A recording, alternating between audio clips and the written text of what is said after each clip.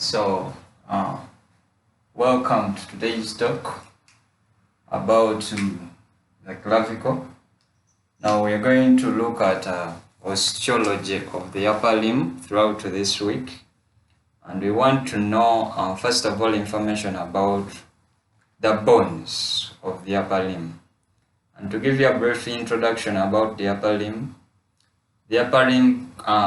is this that we look at from here up to here, and this seems to be part of the appendicular skeleton, which is superior, and it being part of the superior appendicular skeleton, we want to look at it, that is osteology, musculature, and then vesicular tissues, that's the blood vessels, and then neurology, those are the nerves that comprise of this limb.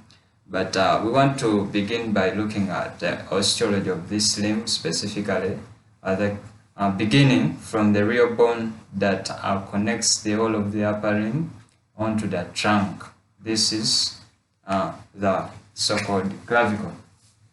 So this is the clavicle. To give you a brief introduction about the clavicle, it is also known as the collar bone, and this is the bone that lies at the root of your neck, that is in your front. So it runs around here, around your shoulder. And this is classified as a long type of bone but relatively short. And then it is a bone that lies horizontally along the root of the neck.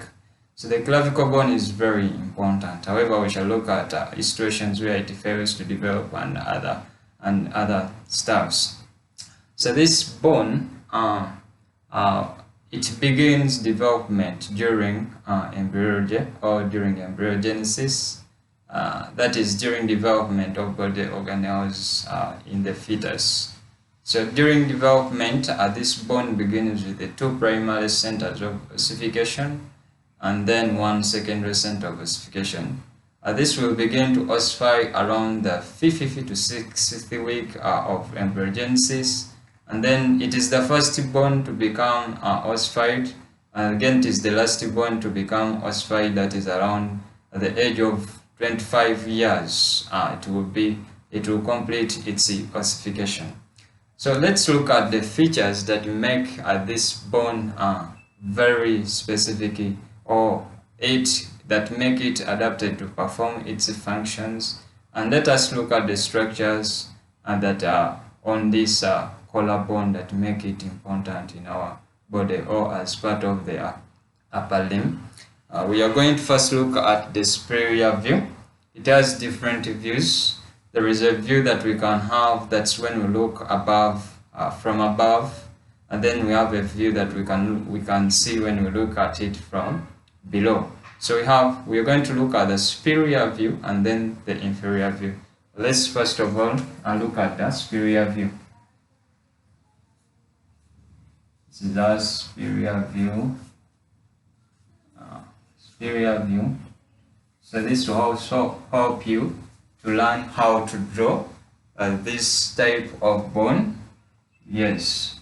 So if we look at it from the superior view,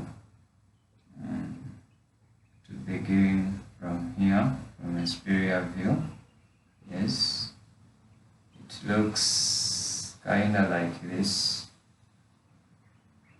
Yes, it looks kind of like that,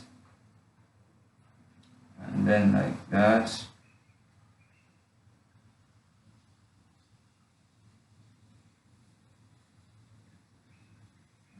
Yes. So that is our superior view, and this being the superior view, it means we are viewing this bone from above. We can see it is more of S-like shape, or it is S-shaped, like you can see. So meaning here we shall have the anterior surface, and then behind this way can have the posterior surface. The posterior surface there. That is posterior, and then we have anterior surface here. So what this bone is divided into three, or it has three parts that we can see. And the major parts are, we have this end known as the sternal end. This is the sternal end. And then we have another end here, which is also known as the acromial end. The acromial end. Now we have also the body. We have the body. Now the body is the shaft from here up to here. This is the shaft. But this is divided into two parts along here, somewhere along there. And what happens that this becomes a third of the length. So this is a third. And then this one will become two thirds. Now this one, the sternal end, is the area that articulates with the sternum along the manubrium. So we call it sternal end. And the articulation is along what we call the sternoclavicular joint. This is the medial end also. Then the lateral end, also known as the acromial end, makes an articulation with the anacromion process of the scapular bone, as we shall see. So we have two joints here, one, even here one, sternoclavicular joint, and then acromial clavicular joint along there. Then we have lateral, a third, then medial, two thirds divided there. Then what is so special with a superior view is that the superior view, if you view this bone from upper side, you find that it is very smooth. And it being very smooth, that means does not have prominences. There are no outgrowth like tubercles and so on and so on. And that's why we say that the superior surface is very smooth. So those are two divided, one end sternal, another end acromial, the body, which is the shaft, divided into lateral a third and then medial two thirds. But this bone has what we call muscles attached on it. And looking at it from this view on the anterior surface, laterally, we locate an attachment of the deltoid muscle over here, and then an anterior surface with laterally we have the deltoid muscle. Then medially along here we have an attachment of what we call the pectoralis major over there, and then laterally on the posterior surface we have the trapezius muscle attachment over here, and then on the medial end we have an attachment of sternocleidomastoidal muscle. So sternocleidomastoid will be over there, and those are the muscles we see over there if we are looking at the superior view. Okay, so this is our pectoralis major attachment muscle, that is a muscle. Then up here on the posterior side, we said we have the sternocleidomastoid, that is mastoid muscle over there. Then here on the lateral end, we said we have deltoid. So I think you know where deltoid attaches. This is where some of it originates from here. Then we have also on the posterior surface, we have the trapezius. This is also muscle. So some of the fibers of the trapezius have their insertion over there. So I think you can have a clear view of what we call the superior surface.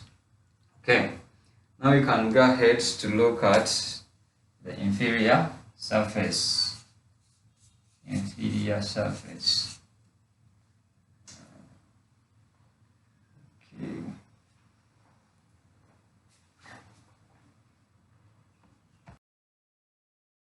We continue looking at the inferior surface. Inferior surface. So when we're looking at this point from the ground or beneath it, this is what we see. So we can have such kind of structure.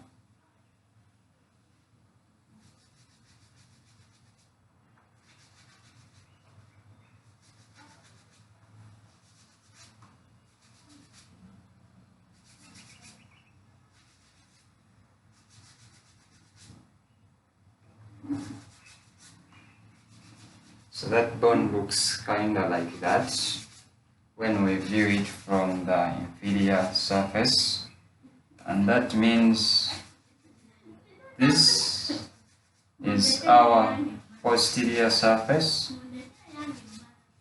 This is our posterior surface. Then this will be our anterior surface. Anterior surface around there. But remember, we said we have this as the sternal end, then this as the acromial end, and our shaft is divided into lateral a third, and then medial 2/3. So this is medial, then this is lateral. Yes, so major features we have here will be on the posterior surface laterally, we locate attachment of the trapezius muscle here. Anterior surface, we locate origin of the deltoid muscle there. And then around here we have a tubercle known as the conoid tubercle there. And then we have the trapezoid line running obliquely laterally around there. Those are the features we have over there. Then on the lateral end we have, on the medial end, we have on the posterior surface, we said on the posterior here, we have the sternocleidomastoid making attachment there. Then we have on the posterior surface, and we have the sternocleidomastoid there. Then we have our pectoralis major on the anterior side. That will be our pectoralis major there. But we have also what we call an attachment of a ligament known as the coracoclavicular ligament there. It attaches them.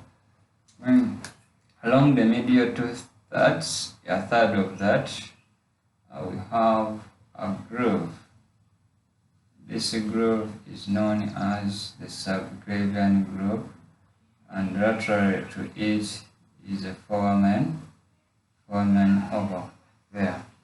So this is our pectoralis major,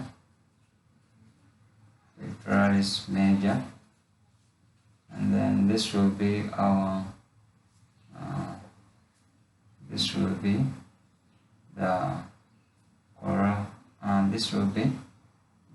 costoclavicular ligament, costoclavicular ligament, and this is our sternocleidomastoid,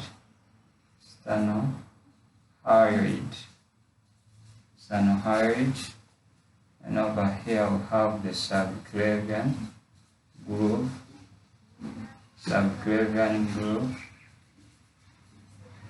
lateral to it we said we have the foramen nutrient,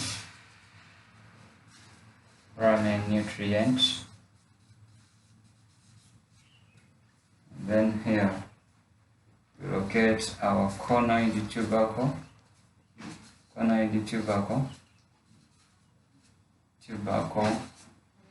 still we have here trapezoid line,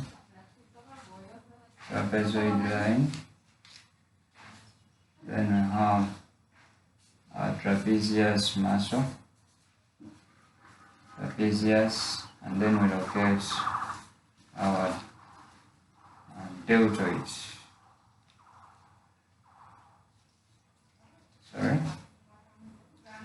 This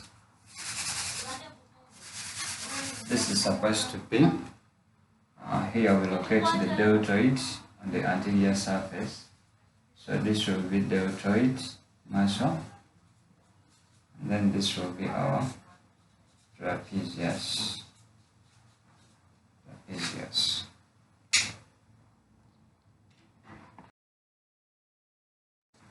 Clinical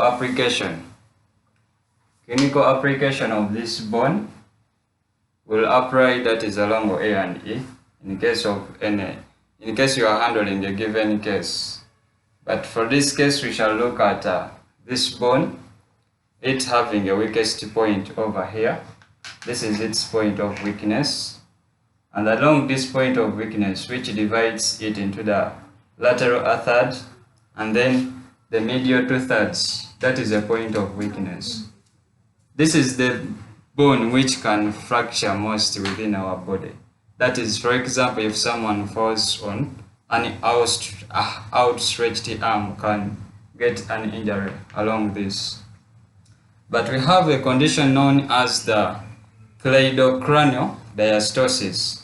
Cleidocranial diastasis means this bone fails to ossify, that is during embryogenesis, and therefore the upper limb will not be brought to this side of the trunk. And remember, the functions of this bone is number one, to connect the upper limb onto the body trunk, and then keeping it away from the trunk such that the upper limb can move or swing freely, because remember, it has to be able to move or to have a high degree of mobility and making different movements such as abduction, adduction, circumduction, elevation, depression, then extension as well as flexion of that. But now if a fracture occurs along this region, that means it has occurred medially, that will be before this, the trapezoid ligament and then the conoid ligament. So in this case we expect the shoulder drooping, because if it breaks along this area we expect the shoulder to drop downwards, and that will be due to the action of muscles such as the pectoralis major pulling it forward and then medially onto the mid-sagittal plane of the body.